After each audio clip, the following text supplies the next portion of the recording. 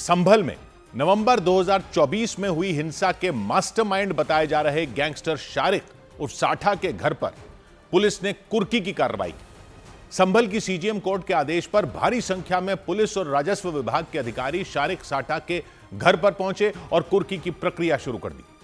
नखासा थाना क्षेत्र के दीपासराय मोहल्ले में मौजूद शारिक साठा के मकान पर पुलिस वालों ने एक पोस्टर चिपका दिया।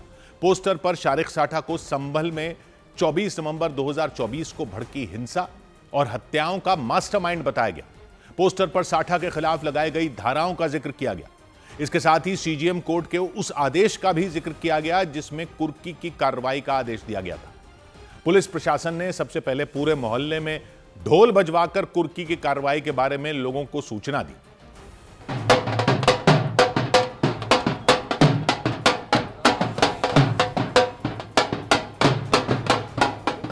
ढोल बजवाने के बाद पुलिस के अधिकारियों ने सीजीएम कोर्ट की तरफ से जारी कुर्की की कार्रवाई का आदेश पढ़ा। अभियुक्त शारिक उर्फ साठा उपरोक्त की चल अचल संपत्ति को माननीय न्यायालय सीजीएम संभल स्थित चंदौसी के आदेश के अनुपालन में कुर्क की जाती है। इसके बाद पुलिस की एक टीम गैंगस्टर शारिक साठा के घर में घुसी और कुर्की की कार्रवाई शुरू कर दी। पुलिस की टीम ने शारिक साठा के घर में घुसकर हर एक चीज की जांच की और फिर एक लिस्ट तैयार की। इसके बाद एक एक करके घर से चारपाई, कुर्सियां, प्लास्टिक और टिन के डब्बे, लोहे के बक्से और दूसरी छोटी मोटी चीजों को जब्त कर लिया। शारिक साठा का पैतृक घर है। पैतृक घर में शारिक साठा का जो कमरा है उसमें जो उसकी संपत्ति है उसको फिलहाल समेटा जा रहा है और न्यूज 18 इंडिया उस कमरे के बाहर मौजूद है। अंदर आप देख सकते हैं पुलिस कार्रवाई कर रही है। घर से निकाली गई चीजों को पुलिस वालों ने सामान ढोने वाली एक गाड़ी पर रखवा दिया। सामान जब्त करने के बाद पुलिस ने शारिक साठा के घर पर ताला लगा दिया। कुर्की की इस कार्रवाई के दौरान पूरे दीपासराय मोहल्ले को किसी पुलिस छावनी में तब्दील कर दिया गया। 5 थानों के 100 पुलिसकर्मियों के साथ पीएसी के जवानों को तैनात कर दिया गया। कार्रवाई के दौरान महिला पुलिसकर्मियों की एक टुकड़ी भी वहां तैनात दिखी। और इतना ही नहीं, कुर्की की कार्रवाई करने से पहले पुलिस और पीएसी जवानों ने दीपासराय मोहल्ले में फ्लैग मार्च भी किया। ड्रोन कैमरे के जरिए आसमान से भी नजर रखी गई। दीपासराय संभल का वही इलाका है जहां 24 नवंबर 2024 को भड़की हिंसा का सबसे ज्यादा असर दिखा था। हिंसा के दौरान पुलिस पर पथराव किया गया था और करीब 30 पुलिस वाले घायल हो गए थे। इसीलिए पुलिस ने हिंसा के मास्टरमाइंड बताए जा रहे शारिक साठा के घर पर कुर्की की कार्रवाई के दौरान भी सुरक्षा के बेहद सख्त इंतजाम कर दिए थे। कुर्की की कार्रवाई के दौरान शारिक साठा के भाई की पत्नी सामने आई। उन्होंने दावा किया कि पुलिस जिस मकान में कार्रवाई कर रही है वो शारिक साठा का नहीं बल्कि उनका है। उनका नहीं है, वो हमारा है। आपका है? हमारा ही इसके अंदर का सारा सामान रखा है। आप किसी से भी मालूम कर लीजिए। बाहर निकलेंगे सड़क पर तो आपको कोई भी बता देगा। हमारे ही इस्तेमाल का है। पुलिस के मुताबिक 4 मंजिला पुश्तैनी मकान शारिक साठा समेत उसके 4 भाइयों का है। इसकी पहली मंजिल शारिक साठा की है। उसी पर एक्शन लिया गया और कोर्ट के आदेश का पालन किया गया। पुलिस के मुताबिक हिंसा की जांच में सामने आया था कि 24 नवंबर 2024 को संभल कोर्ट के आदेश पर शाही जामा मस्जिद के सर्वे के दौरान साजिश के तहत हिंसा भड़काई गई थी। पुलिस के मुताबिक उपद्रवियों ने पुलिस की कई गाड़ियों में आग लगा दी थी और गोलीबारी की। फायरिंग और पथराव में मुस्लिम समुदाय के 4 युवकों की मौत हो गई थी। पुलिस ने दावा किया कि हिंसा वाली जगह से पाकिस्तान में बने कारतूस बरामद किए गए थे। इसके बाद जांच का दायरा और बढ़ा दिया गया था। जांच एजेंसियों ने दावा किया कि हिंसा की पूरी साजिश दुबई में बैठे शारिक साठा ने रची थी। 24 नवंबर 2024 को यहाँ पे जो हिंसा हुई थी उसका ये मास्टरमाइंड है।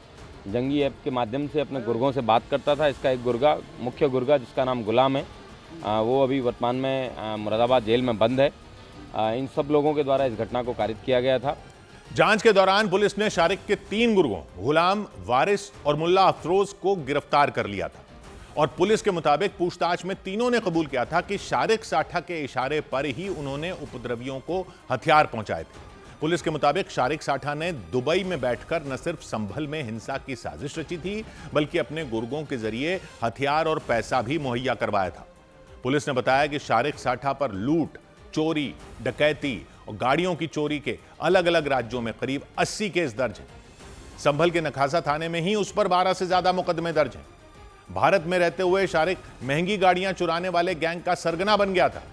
आखिरी बार उसे साल 2018 में दिल्ली से पकड़ा गया था, लेकिन पुलिस के मुताबिक 2018 में जमानत पर छूटने के बाद वो दुबई फरार हो गया था और खुफिया एजेंसियों को साल 2021 में उसके दुबई में होने का पता चला था।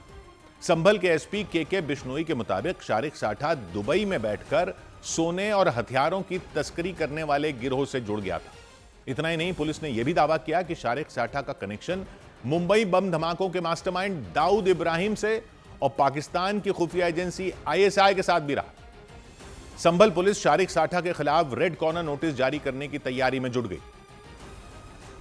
इसके खिलाफ परमानेंट वारंट इश्यू भी हो गया है। इसके आधार पर रेड कॉर्नर नोटिस भी है, वो भी इश्यू करवाया जाएगा और इसको जल्दी गिरफ्तार करके भारत लाके माननीय न्यायालय के सामने पेश भी करवाने के प्रयास किए जाएंगे।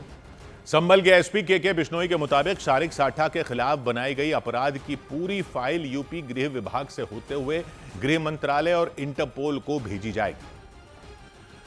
उधर उत्तर प्रदेश के संभल में हुई हिंसा के मामले में जिस जज ने पुलिस अधिकारी अनुज चौधरी समेत 20 पुलिसकर्मियों के खिलाफ केस दर्ज करने का आदेश दिया था, उन जज का तबादला कर दिया गया। उनके तबादले की खबर मिलने के बाद वकील भड़क गए। कुछ रोज पहले जज विभांशु सुधीर ने संभल हिंसा के दौरान एक युवक को गोली लगने के मामले में सुनवाई करते हुए पुलिसकर्मियों पर एफआईआर दर्ज करने के आदेश दिए थे और वकीलों ने दावा किया कि उनके उसी फैसले के बाद उनका तबादला कर दिया गया। सीजेएम यानी मुख्य न्यायिक मैजिस्ट्रेट विभांशु सुधीर का संभल से ट्रांसफर होने के बाद वकील भड़क गए। विरोध जताने के लिए वकीलों ने संभल कोर्ट में प्रदर्शन भी किया और जज विभांशु सुधीर का तबादला रद्द करने की मांग की।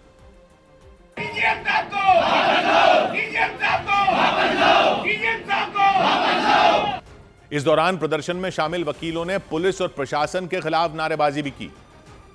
नहीं चलेगी, नहीं चलेगी, नहीं चलेगी, नहीं चलेगी। 24 नवंबर 2024 को शाही जामा मस्जिद के सर्वे के दौरान संभल में हिंसा भड़क गई थी। उसमें गोली लगने से 4 लोगों की जान चली गई थी और हिंसा में कई पुलिस वाले घायल हो गए थे। हिंसा के दौरान अनुज चौधरी संभल में सीओ यानी सर्कल ऑफिसर के पद पर तैनात थे। हिंसा के करीब 3 महीने बाद 6 फरवरी 2025 को संभल के नखासा थाना इलाके में रहने वाले यामीन नाम के व्यक्ति ने कोर्ट में एक याचिका दाखिल की थी। उसमें उन्होंने बताया था कि संभल हिंसा के दौरान उनके बेटे को गोली मार दी गई थी। उस याचिका में उन्होंने अनुज चौधरी समेत कई पुलिस वालों को आरोपी बनाया था। 9 जनवरी 2026 को मामले की सुनवाई करते हुए जज विभांशु सुधीर ने सभी पुलिस अधिकारियों पर केस दर्ज करने का आदेश दिया था। इस फैसले के ठीक 11 दिन बाद जज विभांशु सुधीर का तबादला कर दिया गया। न सिर्फ तबादला कर दिया गया बल्कि उनका डिमोशन भी कर दिया गया। उन्हें मुख्य न्यायिक मैजिस्ट्रेट के पद से हटाकर सिविल जज सीनियर डिवीजन पद पर सुल्तानपुर भेज दिया गया। इसी वजह से वकीलों ने इस पर सवाल उठाए। जुडिशरी को प्रशासन के नीचे रखा जा रहा है और प्रशासन के दबाव में जुडिशरी का ट्रांसफर दिखाया जाना ये न्याय की अवमानना है। हम इसके विरोध में हैं। प्रकृति इसका बदला लेगी, ये असहनीय है। विभांशु सुधीर की जगह चंदौसी के सिविल जज सीनियर डिवीजन आदित्य सिंह को प्रमोशन देकर उन्हें संभल का मुख्य न्यायिक मैजिस्ट्रेट बना दिया गया। आदित्य सिंह ने ही संभल की शाही जामा मस्जिद के सर्वे का आदेश दिया था। उधर उत्तर प्रदेश के मिर्जापुर में पुलिस ने जिम में आने वाली हिंदू समुदाय की लड़कियों पर धर्मांतरण का दबाव बनाने के आरोप में 4 लोगों को गिरफ्तार कर लिया। इसके अलावा पुलिस ने धर्मांतरण का गिरोह चलाने के आरोप में 4 जिम सील कर दिए। आरोप लगाया गया कि जिम के ट्रेनर वहां आने वाली लड़कियों को पहले प्यार के जाल में फंसाते थे, फिर उनका अश्लील वीडियो बनाकर उन पर धर्म बदलने का दबाव बनाते थे। और इसका पता तब चला जब मिर्जापुर के देहात कोतवाली इलाके में मौजूद केजीएन फिटनेस क्लब नाम के जिम में जाने वाली 2 लड़कियां पुलिस के पास पहुंच गई। उन्होंने अपनी शिकायत में आरोप लगाया कि मोहम्मद शेख अली और फैजल खान नाम के जिम ट्रेनर ने पहले उन्हें अपने प्यार के जाल में फंसाया, फिर उन पर धर्म परिवर्तन करने का दबाव बनाना शुरू कर दिया।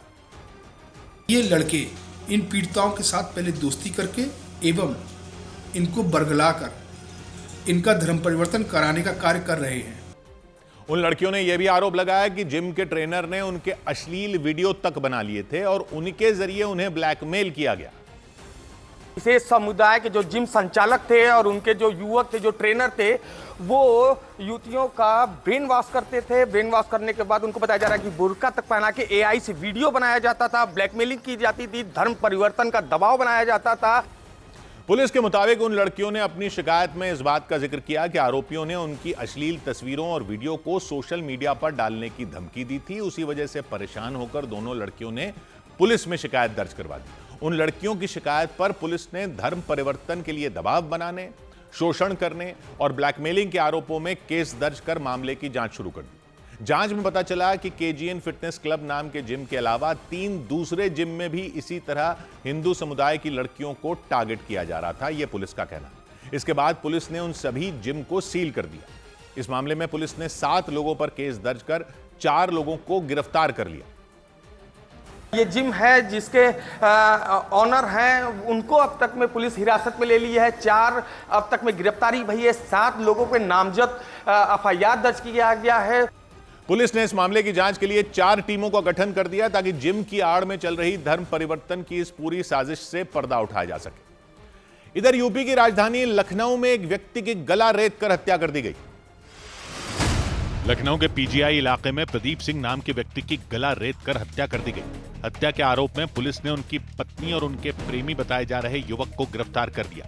पुलिस के मुताबिक आरोपी युवक महिला के पति का दोस्त है और दोनों के बीच प्रेम प्रसंग चल रहा था। उत्तर प्रदेश के उन्नाव में सरकारी जमीन पर अवैध कब्जा कर बनाए निर्माण पर बुलडोजर चला दिया गया। आरोप लगाया गया कि जमीन पर न सिर्फ अवैध निर्माण किया गया था बल्कि गलत तरीके से इसकी खरीद फरोख्त भी की गई थी। उत्तर प्रदेश के हाथरस में पुलिस ने गांजे की तस्करी के आरोप में एक व्यक्ति को गिरफ्तार कर लिया। दावा किया गया कि उसके पास से 2 किलो से ज्यादा गांजा बरामद हुआ। बाद में पुलिस उसके साथ जुड़े दूसरे लोगों को भी पकड़ने में जुट गई। उधर उत्तर प्रदेश के प्रयागराज में उस वक्त हड़कंप मच गया जब एयरफोर्स का एक ट्रेनी विमान क्रैश हो गया। राहत की बात यह रही कि विमान तालाब में गिरा और उसकी वजह से उसमें बैठे दोनों पायलटों की जान बच गई। जो विमान हादसे का शिकार हुआ उसने दोपहर करीब 12 बजे बमरौली एयरफोर्स स्टेशन से उड़ान भरी थी, लेकिन कुछ ही मिनटों के बाद उस विमान में तकनीकी खराबी आ गई। इसके बाद वो विमान प्रयागराज के एक रिहायशी इलाके के ऊपर हवा में हिचकोले खाने लगा। विमान तेजी से नीचे की तरफ गिरता दिखाई दिया। विमान को गिरता देख उसमें बैठे पायलटों ने उसके पैराशूट खोल दिए ताकि जमीन से टकराने का असर कम हो। थोड़ी देर बाद वो विमान मकानों के ऊपर से उड़ते हुए एक कॉलेज के पीछे मौजूद एक तालाब में गिर गया। और एयरफोर्स का एक विमान जो है, जो लाइट माइक्रो विमान कहा जाता है, वो आप देख सकते हैं केपी कॉलेज के मैदान के पीछे एक तालाब है। तालाब में यहाँ पर गिरा है और इसमें 2 पायलट सवार थे। हादसे के बाद तालाब के किनारे रहने वाले लोगों की भीड़ जमा हो गई। जिस तालाब में विमान क्रैश हुआ उसमें चारों तरफ जलकुंभी उगी हुई है। लोगों के मुताबिक विमान के तालाब में गिरने से पहले ही उसमें बैठे दोनों पायलट नीचे कूद गए थे। बाद में कुछ लोगों ने उन दोनों को सुरक्षित तालाब से बाहर निकाल लिया और विमान हादसे की खबर मिलने के बाद वहां पुलिस, फायर ब्रिगेड और एनडीआरएफ की टीमें पहुंच गई। थोड़ी ही देर के अंदर वायुसेना के अधिकारी भी वहां पहुंच गए। उन्होंने जानकारी दी कि दोपहर करीब 12 बजे उस ट्रेनी विमान ने बमरौली एयरफोर्स स्टेशन से उड़ान भरी थी। उसमें 2 पायलट सवार थे, लेकिन तकनीकी खराबी आने की वजह से वो विमान क्रैश हो गया। ये ट्रेनी विमान था। आज इसमें हमारे 2 पायलट थे जो इसको फ्लाई कर रहे थे। कुछ तकनीकी बात के कारण जो है इसको यहाँ पर लैंड करना पड़ा। पैराशूट से सेफ लैंडिंग करके पौने में लैंडिंग की है। आसपास रहने वाले लोगों के मुताबिक जिस वक्त विमान तालाब में गिरा उस वक्त वहां बहुत तेज आवाज हुई थी जिससे पूरे इलाके में अफरा तफरी मच गई। आई इधर से धीरे धीरे पैराशूट खुला हुआ था, इससे हमारे घर की तरफ आई है। हम लोग सोचे यहीं उधरेंगे, फिर धीरे धीरे उस तरफ गई। वहाँ पर इतनी भयंकर आवाज़ हुई, इतनी तेज आवाज़ हुई कि सब कोई सोचे कि एक्सीडेंट हो गया। प्रयागराज के जिस इलाके में विमान क्रैश हुआ वो शहर के बीच में है। तालाब के पास स्कूल, कॉलेज, रिहायशी इमारतें मौजूद हैं। मतलब अगर विमान तालाब के बजाय रिहायशी इमारतों पर या स्कूल कॉलेज पर गिरता तो वहां बड़ा हादसा हो सकता था। हालांकि पायलटों की सूझबूझ की वजह से वहां बड़ा हादसा टल गया।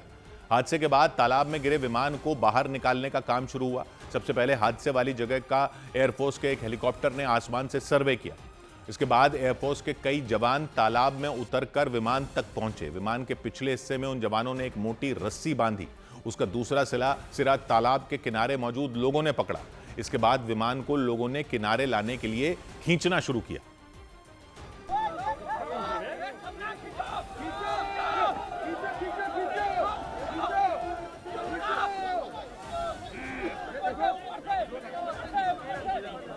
कई घंटों की मेहनत के बाद विमान को किसी तरह तालाब के किनारे लगाया गया। विमान हादसे की जांच के आदेश दे दिए गए ताकि यह पता लगाया जा सके कि हादसा किस वजह से हुआ। इधर गैंगस्टर हाजी मस्तान की बेटी ने प्रधानमंत्री मोदी से मदद की गुहार लगाई। गैंगस्टर हाजी मस्तान की बेटी हसीना मस्तान ने प्रधानमंत्री मोदी को चिट्ठी लिखकर मदद की गुहार लगाई। उन्होंने चिट्ठी में अपनी दयनीय स्थिति का जिक्र करते हुए केस लड़ने के लिए सरकार से वकील मुहैया कराने की मांग की। उन्होंने अपने पति पर शारीरिक उत्पीड़न और संपत्ति हड़पने का आरोप लगाया। छत्तीसगढ़ के धमतरी में पुलिस ने जंगल में छिपाए नक्सलियों के हथियार बरामद कर लिए, जो जमीन में गड्ढा खोद कर रखे गए थे। पुलिस के मुताबिक कुछ रोज पहले एक महिला नक्सली ने पुलिस के सामने सरेंडर किया था और उसी की बताई जगह से हथियारों का जखीरा मिला।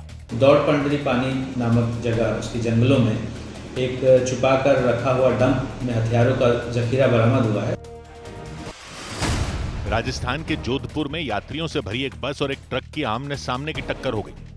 इस हादसे में 4 लोगों की मौत हो गई और 20 से ज्यादा लोग घायल हो गए। हादसा जोधपुर को जैसलमेर से जोड़ने वाले हाईवे पर हुआ। हादसे के दौरान बस में 47 लोग सवार थे और सभी लोग गुजरात से धार्मिक यात्रा पर आए थे। उधर उत्तर प्रदेश के मेरठ में संदिग्ध आतंकी की तलाश में यूपी एटीएस ने जम्मू कश्मीर पुलिस के साथ मिलकर छापेमारी की। पुलिस के मुताबिक एक व्हाट्सएप चैट की जांच के बाद जम्मू कश्मीर में दर्ज एफआईआर को लेकर बनियापाड़ा इलाके के सराय बहलीन मोहल्ले में रेड डाली गई। हालांकि पुलिस सूत्रों के मुताबिक छापेमारी के दौरान संदिग्ध आतंकी मोहम्मद उजैद उर्फ उबैद घर पर नहीं मिला। यही वो घर है उजैद का। इसके अलावा 2 घर और भी हैं उजैद के, जिन पर छापेमारी की कार्रवाई को अंजाम दिया गया। और मैं आपको बता दूं कि इलाके के लोग भी हैरत में हैं कि आखिरकार उजैद इस धंधे में कैसे आ गया। पुलिस सूत्रों के मुताबिक सराय बहलीन मोहल्ले के रहने वाले मोहम्मद उजैद पर आतंकी साजिश में शामिल होने का आरोप है।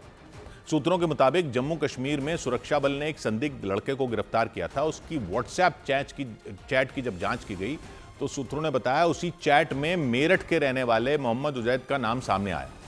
चैट में जम्मू कश्मीर में सुरक्षा बल के काफिले पर आत्मघाती हमला करने की साजिश का जिक्र मिला। इसके अलावा देश विरोधी गतिविधियों से जुड़े संदेश और प्लानिंग के संकेत भी उसी चैट में सामने आए।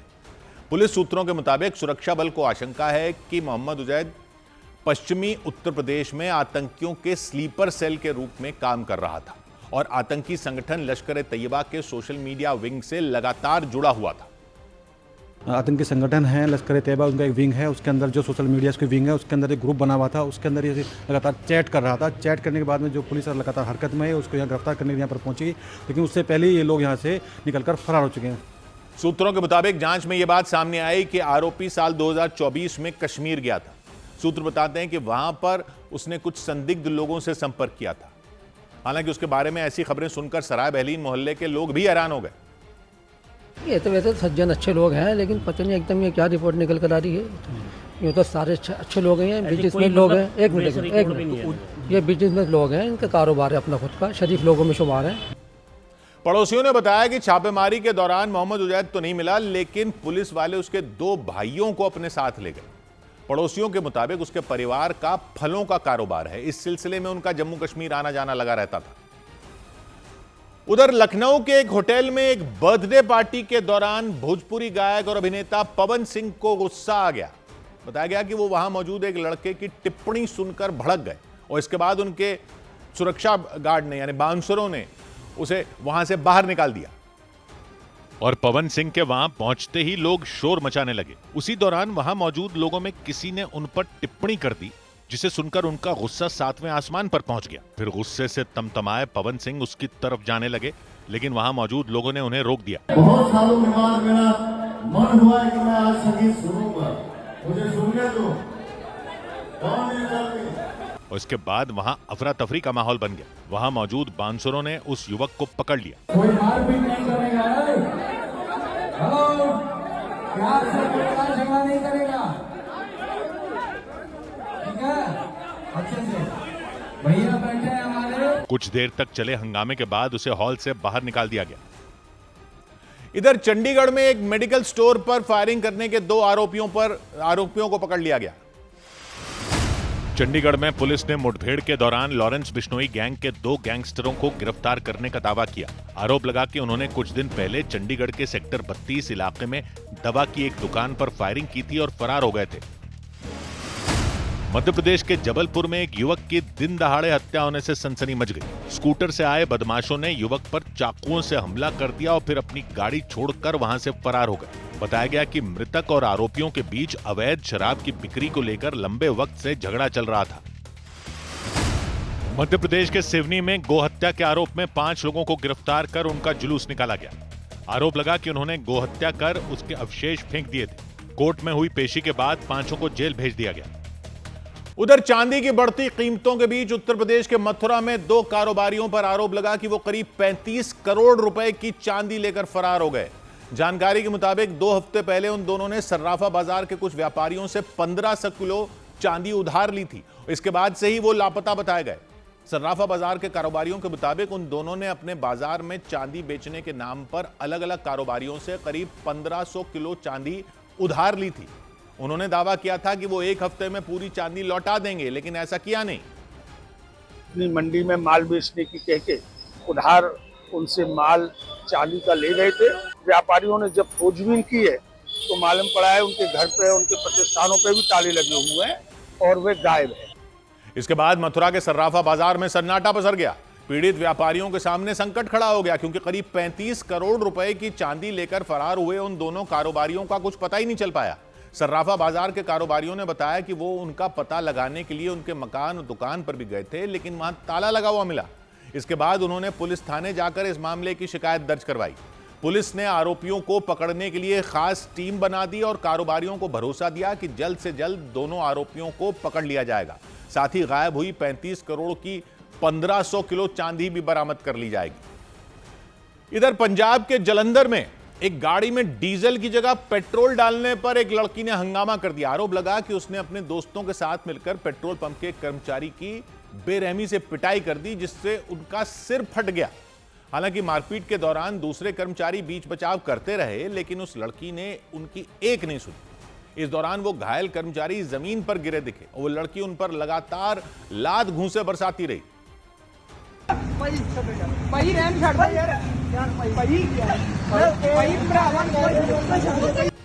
मारपीट का मामला जलंधर के राववाली गांव का रहा। उस पेट्रोल पंप के बाकी कर्मचारी उस लड़की के साथी का हाथ पकड़कर उन्हें छोड़ देने की अपील करते रहे, लेकिन उस लड़की के साथी भी उन्हें धमकाने लग गए। बताया गया कि पेट्रोल पंप के उस कर्मचारी ने उस लड़की की गाड़ी में डीजल की जगह पेट्रोल डाल दिया, जिस पर वो भड़क गई और गुस्साई लड़की ने तुरंत अपने दोस्तों को भी वहां बुला लिया। इस दौरान उसने पेट्रोल पंप पर जमकर बवाल कर दिया। हालांकि पेट्रोल पंप के कर्मचारी के मुताबिक उन्होंने पेट्रोल डालने से पहले उस लड़की से पूछा था। ਉਹ ਫੋਨ ਤੇ ਲੱਗੀ ਸੀ, ਉਹਨੇ ਇਦਾਂ ਹੀ ਕਹਿਤਾ ਕਹਿੰਦੀ ਹਾਂ ਪੈਟਰੋਲ ਤੇ ਆ, ਜਿੱਦਾਂ ਉਹਨੇ ਆਪ ਹੀ ਕਹਿਤਾ मैं गड्डी पेट्रोल दे पा दी। उनके मुताबिक पेट्रोल डालने के दौरान उन्हें पता चला कि वो गाड़ी डीजल गाड़ी थी, जिसके बाद उन्होंने ही लड़की को जानकारी दी। बताया गया कि उन्होंने तुरंत माफी भी मांगी और पेट्रोल निकलवाकर डीजल डालने का भरोसा दिया, लेकिन आरोप लगा उस लड़की ने आपा खो दिया और गाली गलौज करने लगी। आरोप लगा उसने उस कर्मचारी से पैसे और मोबाइल फोन भी छीन लिए। हालांकि बाद में उस कर्मचारी ने थाने में शिकायत दर्ज करवाते हुए मामले की जांच की मांग की। इधर दिल्ली में जामिया मिलिया इस्लामिया यूनिवर्सिटी में एक प्रोफेसर के खिलाफ मारपीट और जाति सूचक टिप्पणी करने के आरोप में केस दर्ज किया गया। रामफूल मीणा नाम के एक क्लर्क ने आरोप लगाया कि 13 जनवरी को उस प्रोफेसर ने उनसे बदसलूकी की। इसके बाद उन्होंने यूनिवर्सिटी के रजिस्ट्रार और वाइस चांसलर से उनकी शिकायत की, लेकिन उन्होंने आरोप लगाया कि उनकी शिकायत पर जामिया मिलिया इस्लामिया के रजिस्ट्रार और वाइस चांसलर ने कोई एक्शन नहीं लिया। उन्होंने दावा किया कि वाइस चांसलर और रजिस्ट्रार से शिकायत करने पर रियाजुद्दीन नाम के वो प्रोफेसर भड़क गए।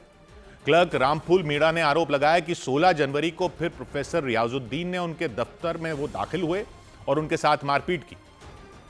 सीधा मेरे को कहता है कि मीणा मुसलमानों के बीच में रह के तू नौकरी कैसे करेगा और मेरे साथ कैसे कंप्लेंट करिए, तो उसके बाद वो सीधा मारपीट करने लगा मेरे को। इतना ही नहीं, उन्होंने उन पर जाति सूचक गालियां देने और धमकाने का भी आरोप लगाया। यह विवाद तब शुरू हुआ जब प्रोफेसर का एक वीडियो सोशल मीडिया पर वायरल हो गया। उसमें वो एक छात्र को लात मारते नजर आए। हालांकि दावा किया गया कि उस वीडियो का रामफूल मीणा की शिकायत से कोई संबंध नहीं था, लेकिन रामफूल मीणा ने आरोप लगाया कि यूनिवर्सिटी की तरफ से प्रोफेसर रियाजुद्दीन पर कोई कार्रवाई नहीं की गई। इसके बाद उन्होंने इस मामले में पुलिस से शिकायत कर दी। वहीं रामफूल मीणा के आरोपों को प्रोफेसर रियाजुद्दीन ने सिरे से खारिज कर दिया। उन्होंने आरोप लगाया कि उनके खिलाफ साजिश रचकर उन्हें फंसाने की कोशिश की गई। उन्होंने खुद पर लगे आरोपों को झूठा बताया। उन्होंने दावा किया कि 13, 14 और 15 जनवरी को वो वहां मौजूद ही नहीं थे। 14 और 15 इन तारीखों में मैं ऑफिस में ही नहीं गया था। ह्यूमरस नेचर का हूँ मैं, तो मैंने कहा मीना, हम मेवाते तुम्हें मीना कहते हैं। अब इसका पता है उन्होंने क्या मतलब निकाला है। प्रोफेसर रियाजुद्दीन ने दावा किया कि हंसी मजाक करते हुए उन्होंने रामफूल मीणा से बातचीत की थी। उन्होंने उनके साथ मारपीट करने और जाति सूचक टिप्पणी करने के आरोपों से इनकार कर दिया। इसके साथ ही उन्होंने उस वीडियो को 7 साल पुराना बताया, जिसके सोशल मीडिया पर सामने आने के बाद उन पर छात्रों के साथ बदसलूकी करने के आरोप लगे, क्योंकि उस वीडियो में प्रोफेसर रियाजुद्दीन एक छात्र को लात मारते नजर आए। हालांकि उनके लात मारते ही क्लासरूम में बैठे बाकी 4 छात्र हंसते सुनाई दिए थे।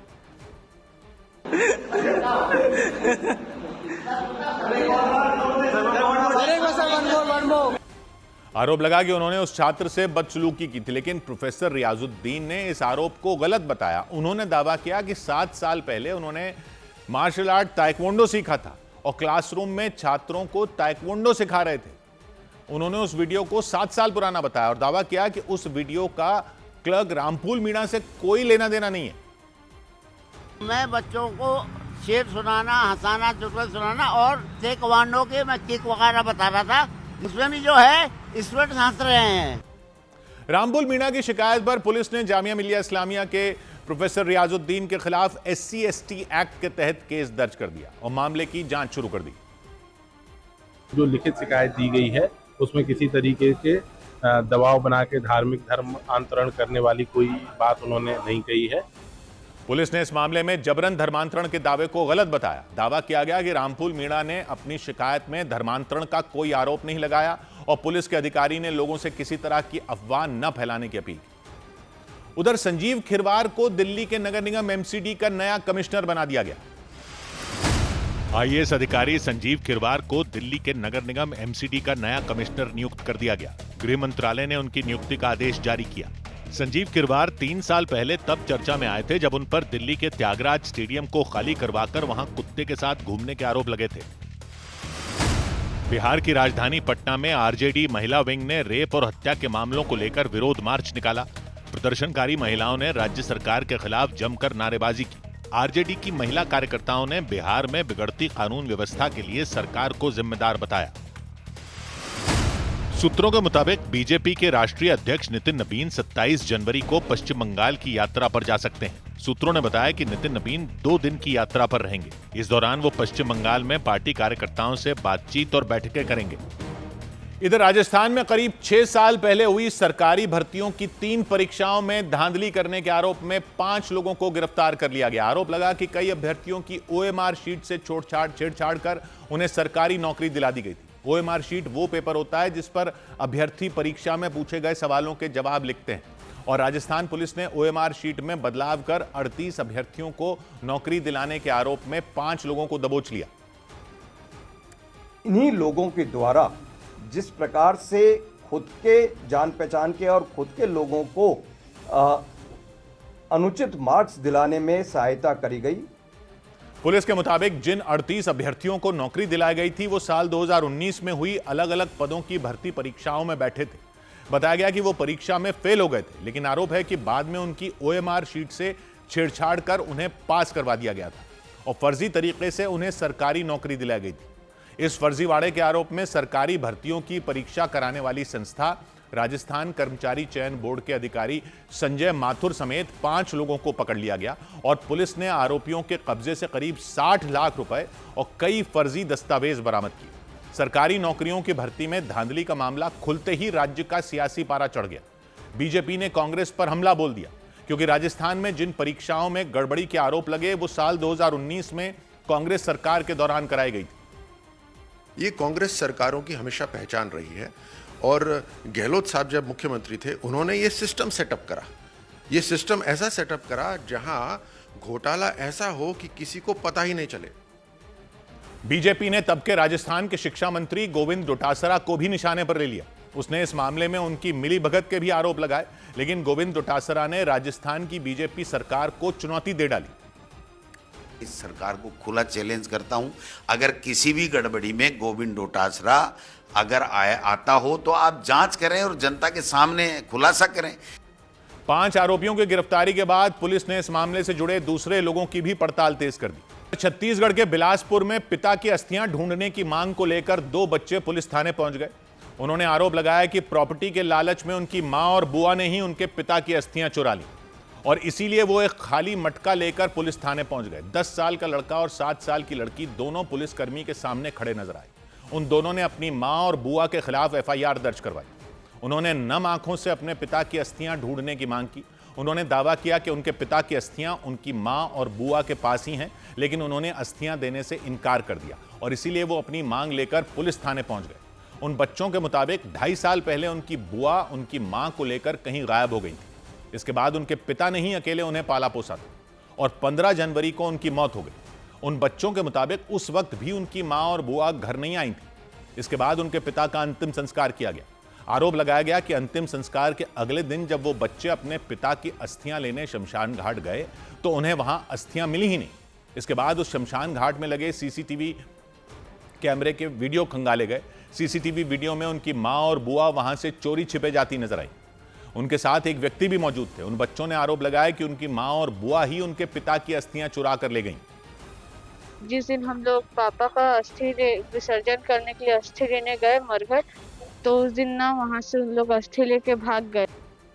बच्चों ने आरोप लगाया कि पिता के बाद उनकी मां और बुआ सिर्फ प्रॉपर्टी के लालच में वापस आईं और आरोप लगा कि उन्होंने बच्चों को जबरदस्ती अपने साथ ले जाने की कोशिश की। उन बच्चों की मां और बुआ देर रात उनके घर पहुंची थी। इस दौरान मोहल्ले वालों ने उन्हें देख लिया और वहां हंगामा खड़ा कर दिया। मोहल्ले वालों ने उन दोनों को घेर लिया और पुलिस को फोन कर दिया। नहीं तो रुक जाओ ना भैया, प्रशासन को नहीं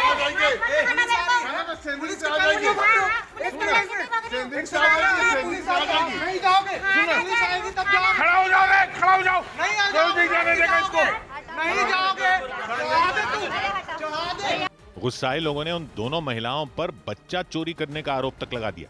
तुम बच्चा चोर कहीं जाओगे? ये बच्चा चोर 11 बजे रात में यहाँ पे आई थी बच्चा चोरी करने।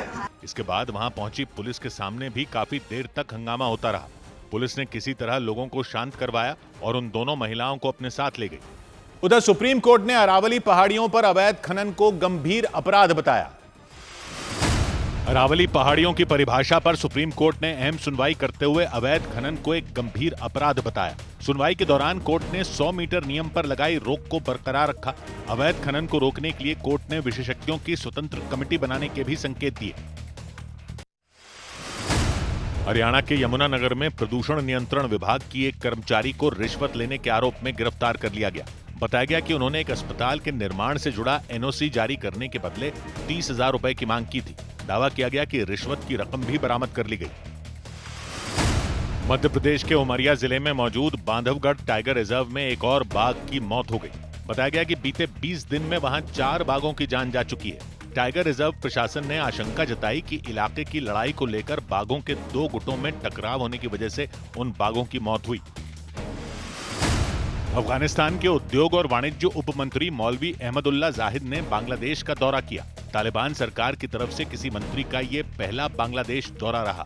दोनों देशों के बीच व्यापार बढ़ाने, आयात निर्यात आसान करने, बैंकिंग सुविधाओं और निवेश पर बातचीत हुई। इधर 26 जनवरी से पहले देश के अलग अलग शहरों में आतंकी हमले की आशंका के बाद अलर्ट जारी कर दिया गया। खुफिया एजेंसियों के सूत्रों के मुताबिक देश के कई बड़े मंदिर आतंकियों के निशाने पर हो सकते हैं और इसीलिए देश के कई संवेदनशील इलाकों में सुरक्षा के कड़े इंतजाम कर दिए गए। इसके साथ ही सुरक्षा बल के जवानों को हाई अलर्ट पर रहने के निर्देश दिए गए। गणतंत्र दिवस के मौके पर सुरक्षा को ध्यान में रखते हुए दिल्ली के कई इलाकों में आतंकियों के पोस्टर लगाए गए। खुफिया एजेंसियों के सूत्रों के मुताबिक आतंकी संगठन जैश-ए-मोहम्मद के आतंकियों ने बड़े हमले की योजना बनाई। आशंका जताई गई कि आतंकी देश के कई हिस्सों में 26 जनवरी से पहले हमले की कोशिश कर सकते हैं। उधर जम्मू कश्मीर में 3 आतंकियों के एक्टिव होने की खुफिया जानकारी मिलने के बाद सेना ने सर्च ऑपरेशन शुरू कर दिया। आशंका जताई गई ये तीनों आतंकी किसी हमले को अंजाम देने की फिराक में हो सकते हैं और इसलिए जम्मू कश्मीर के उधमपुर और कठुआ जिले में सुरक्षा बल के जवानों ने उन तीनों आतंकियों की तलाश तेज कर दी। उनमें 2 आतंकी मावी और उस्मान पाकिस्तान के रहने वाले बताए गए, जबकि उनका साथी अख्तर अली कठुआ जिले का रहने वाला बताया गया। सुरक्षा बल के सूत्रों के मुताबिक अख्तर अली साल 2003 में पाकिस्तान चला गया था, लेकिन 2 साल पहले वो भारत आ गया और आतंकियों की मदद करने में जुट गया। सुरक्षा बल के सूत्रों के मुताबिक वो तीनों आतंकी पहाड़ी इलाकों में घने जंगल के बीच छिपे हो सकते हैं। ऐसे में सुरक्षा बल के जवानों ने वहां सुरक्षा व्यवस्था सख्त कर दी और चप्पे चप्पे पर निगरानी बढ़ा दी। इसके साथ ही वहां लोगों से भी सतर्क रहने की अपील की गई।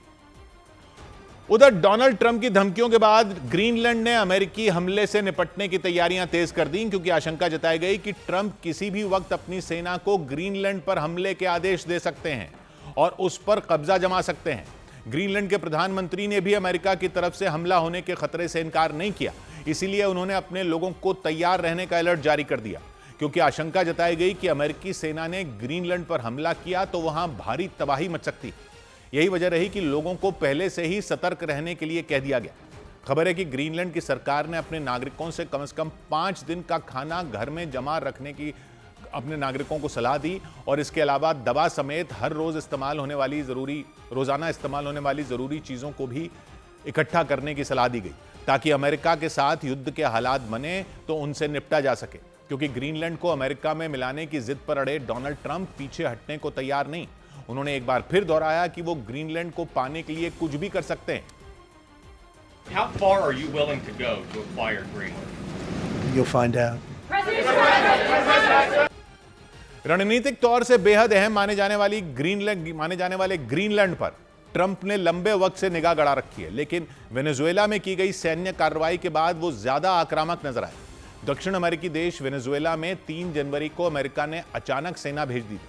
वहां कई सैन्य ठिकानों को बर्बाद कर वेनेजुएला के राष्ट्रपति को जबरन गिरफ्तार कर लिया गया। बाद में उन्हें न्यूयॉर्क की एक जेल में कैद कर दिया गया। अमेरिका की इस कार्रवाई ने हर किसी को चौंका दिया था, लेकिन वेनेजुएला पर हमले के बाद से ही ट्रंप ने ग्रीनलैंड को भी धमकाना शुरू किया। पहले तो उन्होंने पूरे ग्रीनलैंड को खरीदने का ऑफर दिया था, लेकिन इनकार किए जाने पर वो हमले के लिए धमकाने लग गए। ग्रीनलैंड को अमेरिका की सुरक्षा के लिए बेहद जरूरी बताने वाले ट्रंप कई बार उस पर कब्जा करने की धमकी दे चुके हैं। इतना ही नहीं, उन्होंने दावा किया था कि दुनिया के सबसे बड़े द्वीप ग्रीनलैंड को रूस और चीन हथियाना चाहते हैं, क्योंकि उसे रणनीतिक तौर पर बेहद खास माना जाता है। यह द्वीप अमेरिका और यूरोप के बीचों बीच मौजूद है। ऐसे में रूस और चीन ने वहां पैर जमा लिए तो अमेरिका की मुश्किलें बढ़ सकती हैं, माना जा रहा है। इसीलिए ट्रंप किसी भी कीमत पर ग्रीनलैंड को हासिल करना चाहते हैं। आशंका तो यहां तक जताई गई कि इसके लिए वो मिलिट्री ऑपरेशन भी शुरू कर सकते हैं, क्योंकि वेनेजुएला पर हुए हमले के बाद तो यह अंदाजा लगाना भी मुश्किल हो गया कि ट्रंप कब कौन सा कदम उठा ले। और यही वजह रही कि ग्रीनलैंड ट्रंप की धमकियों को हल्के में नहीं ले रहा। उसने खतरे से निपटने की तैयारियां तेज कर दी। हालांकि माना जाता है कि अगर सुपर पावर अमेरिका ने हमला किया तो ग्रीनलैंड कुछ मिनटों में घुटने टेक देगा, क्योंकि करीब 55,000 आबादी वाले ग्रीनलैंड के पास अपनी कोई सेना नहीं है। ग्रीनलैंड यूरोप के देश डेनमार्क का हिस्सा है और डेनमार्क के पास ही इस द्वीप की सुरक्षा की जिम्मेदारी है। डेनमार्क के सैनिकों की संख्या भी 80,000 के आसपास बताई गई, जबकि 14 लाख से ज्यादा सैनिकों के साथ अमेरिका की फौज दुनिया की सबसे शक्तिशाली और आधुनिक सेनाओं में एक है। ऐसे में डेनमार्क और ग्रीनलैंड के लिए अमेरिका के सामने टिक पाना भी आसान नहीं होगा। हालांकि अमेरिका की ही तरह ग्रीनलैंड और डेनमार्क भी सैन्य संगठन नेटो के सदस्य हैं। नेटो यानी नॉर्थ अटलांटिक ट्रीटी ऑर्गेनाइजेशन, इस संगठन में 32 देश शामिल हैं और इसकी अगुवाई अमेरिका करता है। अटलांटिक महासागर इलाके के देशों के इस सैन्य संगठन का मकसद साझा सुरक्षा पर काम करना है। किसी भी नेटो सदस्य पर हमले का मतलब उसके बाकी सदस्यों पर भी हमला माना जाता है। ऐसे में दुश्मन का मुकाबला करने के लिए नेटो के सभी सदस्य एकजुट हो जाते हैं। लेकिन अमेरिकी राष्ट्रपति ट्रंप की जिद की वजह से नेटो के अंदर ही तलवारें खींचने की नौबत आ गई, क्योंकि उन्होंने नेटो सदस्य ग्रीनलैंड को अमेरिका का हिस्सा बनाने की जिद पकड़ ली, जबकि फ्रांस और जर्मनी समेत नेटो के कई सदस्य इस मुद्दे पर खुलकर ट्रंप के खिलाफ खड़े हो गए। यानी अमेरिका के सहयोगियों ने भी ग्रीनलैंड पर कब्जे की उसकी कोशिश का विरोध किया, लेकिन ट्रंप ने इसे नेटो के फायदे वाला कदम बता दिया। I think that we will work something out where NATO is going to be very happy and where we're going to be very happy. But we need it for security purposes. We need it for national security and even world security. It's very important. मतलब Donald Trump अपनी उस जिद पर कायम हैं कि Greenland America के control में होना चाहिए। इसीलिए आशंका जताई गई कि वो जल्द ही ग्रीनलैंड में सैन्य कार्रवाई शुरू कर सकते हैं। लेकिन ट्रंप की धमकियों ने ग्रीनलैंड के लोगों को गुस्से से भर दिया। वहां राजधानी नुक में बड़ी संख्या में लोग सड़कों पर उतर आए। उन्होंने अमेरिकी राष्ट्रपति के खिलाफ नारेबाजी की और दो टूक कह दिया कि ग्रीनलैंड बिकाऊ नहीं है। उधर आईसीसी की मीटिंग के दौरान बांग्लादेश क्रिकेट बोर्ड को बड़ा झटका लगा। आईसीसी मीटिंग में 16 में 14 देशों ने बांग्लादेश क्रिकेट बोर्ड के खिलाफ वोट किया। बैठक में आईसीसी ने साफ कर दिया कि अगर बांग्लादेश की टीम T20 वर्ल्ड कप खेलने भारत नहीं आई तो उनकी जगह स्कॉटलैंड को मौका दे दिया जाएगा। आईसीसी ने बांग्लादेश को सोचने के लिए एक और दिन का समय दिया है। न्यूजीलैंड के बल्लेबाज डेरिल मिचेल आईसीसी की वनडे रैंकिंग में विराट कोहली को पीछे छोड़ते हुए पहले पायदान पर पहुंच गए। भारत के खिलाफ उन्होंने 2 शतकों के साथ 350 से ज्यादा रन बनाए। उनके 845 अंक हैं, जबकि विराट कोहली 795 अंकों के साथ दूसरे नंबर पर हैं। वहीं रोहित शर्मा चौथे नंबर पर खिसक गए। भारत, चीन और भूटान के बॉर्डर के पास डोकलाम इलाके में जंगलों में भीषण आग लगने से अफरा तफरी मच गई। खतरे को देखते हुए वहां पर्यटकों के जाने पर रोक लगा दी गई और आग बुझाने के इंतजाम शुरू कर दिए गए। सौभाग्य की एक बात यह है कि दुनिया की नजर वेनेजुएला पर बनी हुई थी तो ट्रंप ने ईरान को धमकाना शुरू कर दिया। दुनिया की नजर ईरान पर गई तो ट्रंप ने ग्रीनलैंड पर यूरोप को धमकाना शुरू कर दिया। अब ग्रीनलैंड पर नजर गई तो ट्रंप ने डिएगो गार्सिया पर ब्रिटेन को धमका दिया। तो अब नजर जा रही है चागोस द्वीप समूह पर। ज्यादातर पब्लिक तो जानती भी नहीं कि अब यह चागोस द्वीप समूह का मसला क्या है, लेकिन इसको समझना तो शायद सबसे ज्यादा जरूरी है, क्योंकि यह तो भारत के बहुत ही पास है और हिंद महासागर में है। नक्शे पर हिंद महासागर में भारत के ठीक नीचे मालदीव द्वीप समूह है, यह तो आप जानते ही हैं। हमारे लक्षद्वीप से थोड़ा दक्षिण में, मालदीव के ही दक्षिण में, अफ्रीका के पूर्व में, मालदीव से सिर्फ लगभग 500 किलोमीटर दूर ये छोटे छोटे द्वीपों का समूह है जिसका नाम है चागोस द्वीप समूह। तो क्या चागोस भी मालदीव की तरह एक अलग देश है? नहीं, यह एक रहस्यमयी रोमांचक कहानी का केंद्र है जहां साम्राज्यों और साम्राज्यों के गुप्त सौदों, जनजातियों की जबरन बेदखली और दुनिया की बड़ी शक्तियों की जंग की कहानी लिखी गई। वो कहानी जिसको इतिहास भूल गया था, लेकिन ट्रंप ने फिर इस द्वीप समूह को सुर्खियों में ला दिया। उन्होंने कह दिया कि ब्रिटेन मूर्ख है जो ये द्वीप मॉरिशस को वापस कर रहा है। वो तो जिस तरह की भाषा में बात करते हैं वो दुनिया देख ही रही है। ब्रिटेन को मूर्ख बता दिया कि ये द्वीप वो क्यों छोड़ रहा है। तो क्या ये द्वीप ब्रिटेन के हैं? ब्रिटेन के हैं तो वो मॉरिशस को क्यों दे रहा है? इनकी लोकेशन ध्यान से देखिएगा। यहां से अफ्रीका पश्चिम में है, ईरान और पश्चिम एशिया इनके उत्तर में है, इनके पूर्व में इंडोनेशिया और उसके ऊपर है चीन। यानी यहां से पूरे एशिया, अफ्रीका और यहां तक कि ऑस्ट्रेलिया तक नजर रखी जा सकती है। और नजर रखना तो छोड़िए, यहां पर सेना बैठा दो तो यहां से कई जगहों को सीधा निशाना बनाया जा सकता है। तो क्या ट्रंप यहां पर भी हमला करके ग्रीनलैंड की तरह कब्जा करने की तरफ इशारा कर रहे हैं? यहां के अमेरिका अपना सैन्य अड्डा बनाना चाहता है इस पूरे इलाके को कंट्रोल करने के लिए, लेकिन यहां तो अमेरिका का अड्डा है ही। जी हां, चागोस द्वीप समूह के एक द्वीप डिएगो गार्सिया पर अमेरिका का सैन्य अड्डा पहले से है। 1991 में गल्फ वॉर में जब इराक ने कुवैत पर कब्जा कर लिया था तो अमेरिका को हमला करने के लिए दूसरे देशों ने अपने अड्डों से उड़ने की इजाजत नहीं दी थी। तो डिएगो गार्सिया से ही तो B-52 बॉम्बर उड़ाकर इराक पर अमेरिका ने हमले किए थे। फिर 2001 में जब अमेरिका पर 9/11 का आतंकी हमला कर दिया था तो अलकायदा ने, तब भी यहां से B-1 और B-2 stealth bomber, B-52 bomber उड़ाकर अमेरिका ने अफगानिस्तान में हमले किए थे। 2003 की इराक जंग में भी अमेरिका ने यहां से हमले किए थे। इस अड्डे पर अमेरिका अपने फाइटर और बॉम्बर विमानों के साथ 3 से 5 हजार सैनिक तैनात रखता है। तो फिर कहानी क्या है? कहानी शुरू हुई थी 18वीं सदी में। 18वीं सदी में यूरोप के देश दुनिया के बाकी इलाकों पर कब्जा करते जा रहे थे, आप जानते ही हैं। भारत पर अंग्रेजों का राज हो गया था। दक्षिण अमेरिका में स्पेन और पुर्तगाल ने कई देशों पर कब्जा कर लिया था। एशिया में ब्रिटेन, हॉलैंड, पुर्तगाल, फ्रांस सब एक एक करके देशों को अपने अधीन करते जा रहे थे। यहां ब्रिटेन बाकी देशों पर भारी पड़ रहा था। तो अफ्रीका में फ्रांस और ब्रिटेन के बीच रेस चल रही थी। कई देशों पर फ्रांस कब्जा कर रहा था, कई पर ब्रिटेन का कब्जा होता जा रहा था। फ्रांस के सम्राट थे नेपोलियन, नाम सुना होगा आपने, वो दुनिया फतेह करने निकले थे। तो नेपोलियन के फ्रांस और ब्रिटेन के बीच खूनी जंग चल रही थी अफ्रीका में। अफ्रीका के पूर्व में यह द्वीप समूह था जिसको अब मॉरिशस कहा जाता है। फ्रांस ने 1715 में मॉरिशस को अपना बना लिया था और नाम रखा आइल द फ्रांस। उससे पहले वहां हॉलैंड का कब्जा था। हॉलैंड के लोगों ने वहां रम बनाने के लिए गन्ने की खेती शुरू की थी। फिर 1715 में फ्रांस ने कब्जा कर लिया और गुलाम ले आया। गुलामों से गन्ने के खेतों में काम करवाया और अपने व्यापार का साम्राज्य खड़ा किया। लेकिन 1810 में एक रात की छापेमारी में ब्रिटिश नौसेना ने द्वीप पर हमला कर दिया और फ्रांस को हरा दिया। नेपोलियन की सेना हार गई और 1814 में पेरिस की संधि हुई और उसमें फ्रांस ने मॉरिशस और उसके पास के सभी छोटे द्वीपों को ब्रिटेन को सौंप दिया। इसमें चागोस द्वीप समूह भी था। हालांकि नक्शे पर आप देखोगे तो चागोस मॉरिशस से 2000 किलोमीटर दूर है, लेकिन तब वो मॉरिशस का हिस्सा था। ब्रिटेन ने इसे अपनी कॉलोनी बना लिया। उसने गुलामों को आजाद कर दिया और भारत से लेबर ले आया गन्ने के खेतों में काम करने के लिए। तभी वहां आज भी भोजपुरी बोली जाती है, आप जानते ही हो। ये भारत से लेबर गई थी। यानी साम्राज्य का खेल जारी रहा। मॉरिशस हिंद महासागर में ब्रिटिश साम्राज्य का मोती बन गया, चीनी और चाय का बड़ा सेंटर बन गया। रणनीतिक तौर पर उसकी लोकेशन बहुत अहम थी। इधर अफ्रीका, उधर एशिया।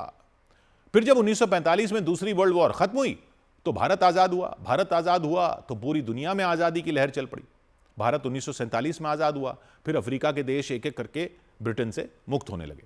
लेकिन दूसरी वर्ल्ड वॉर के बाद शीत युद्ध शुरू हो गया। दुनिया दो धड़ों में बढ़ती जा रही थी। कम्युनिस्ट सोवियत संघ का धड़ा एक तरफ, अमेरिका का दूसरी तरफ। ब्रिटेन अमेरिका के साथ था। ब्रिटेन अफ्रीका के देश संभालने की हालत में तो था नहीं, लेकिन पूरी तरह अफ्रीका को छोड़ना भी नहीं चाहता था कि कहीं रूस की अगुवाई वाला सोवियत संघ ने वहां पर अपने पैर न जमा ले। कम्युनिस्ट विचारधारा को फैलने से रोकने के लिए अमेरिका और ब्रिटेन साथ में लगे हुए थे। तो बाकी सब देश तो ब्रिटेन छोड़ता गया, लेकिन मॉरिशस की लोकेशन ऐसी थी कि वो अपने पैर वहां पर जमा कर रखना चाहता था। मॉरिशस छोटा भी था तो उसको संभालना उतना मुश्किल भी नहीं था। मॉरिशस में भी राजनीतिक पार्टियां आजादी मांग रही थी, लेकिन ब्रिटेन टालता रहा। 40 का दशक हुआ, फिर 1950 का दशक हुआ। वहां चुनाव करवा दिए ब्रिटेन ने 1950 के दशक में, जैसे भारत में 1937 में करवा दिए थे कि अपनी सरकार बना लो लेकिन पूर्ण आजादी नहीं मिलेंगे। ब्रिटेन जानता था कि मॉरिशस के द्वीप रणनीतिक तौर पर बहुत अहम है, क्योंकि यहां से जहाजों पर नजर रखी जा सकती थी, मिसाइलें तैनात की जा सकती थी, हिंद महासागर के पूरे इलाके पर जासूसी की जा सकती थी। इसलिए ब्रिटेन टालता रहा मॉरिशस की आजादी। करते करते 1960 का दशक आ गया। दुनिया के ज्यादातर देश आजाद हो चुके थे तब तक। ब्रिटेन पर मॉरिशस छोड़ने का दबाव बढ़ता गया। ब्रिटेन ने अफ्रीका छोड़ दिया था, लेकिन मॉरिशस में अपने पैर अड़ा कर रखा था। अब उसने क्या किया कि एक गुप्त योजना बनाई, अमेरिका से सौदा कर लिया। मॉरिशस के जो चागोस द्वीप थे, उनमें एक द्वीप डिएगो गार्सिया अमेरिका को किराए पर दे दिया सैन्य अड्डा बनाने के लिए। लेकिन समस्या यह थी कि अगर मॉरिशस आजाद हुआ तो चागोस भी उसके साथ चला जाएगा। तो ब्रिटेन ने क्या किया, मॉरिशस के नेताओं पर दबाव डाला कि आजादी चाहिए तो चागोस हमें दे दो। जैसे भारत से जाते जाते पाकिस्तान बनवाकर चला गया था ब्रिटेन, वैसे ही मॉरिशस को आजादी देने से पहले चागोस द्वीप समूह को अलग कर दिया। मॉरिशस को 30 लाख पाउंड दिए और कहा कि मछली पकड़ने का अधिकार दे देंगे, लेकिन ये चागोस अलग दे दो। और 8 नवंबर 1965 को एक रॉयल ऑर्डर से ब्रिटेन ने चागोस को मॉरिशस से अलग कर दिया और इसको एक नया नाम दे दिया, BIOT, British Indian ocean territory. यानी चागोस अब एक अलग कॉलोनी हो गई। यह ब्रिटेन की आखिरी अफ्रीकी कॉलोनी थी। 1968 में मॉरिशस आजाद कर दिया, लेकिन चागोस ब्रिटेन के पास रहा। यानी अफ्रीका छोड़ा तो मॉरिशस में अपना पैर अड़ा दिया, मॉरिशस छोड़ा तो चागोस द्वीपों में अपना पैर अड़ा दिया, क्योंकि ये द्वीप रणनीतिक रूप से इतने महत्वपूर्ण थे कि ब्रिटेन उन्हें अपने पास रखना चाहता था। चागोस द्वीप हिंद महासागर के बीचों बीच हैं।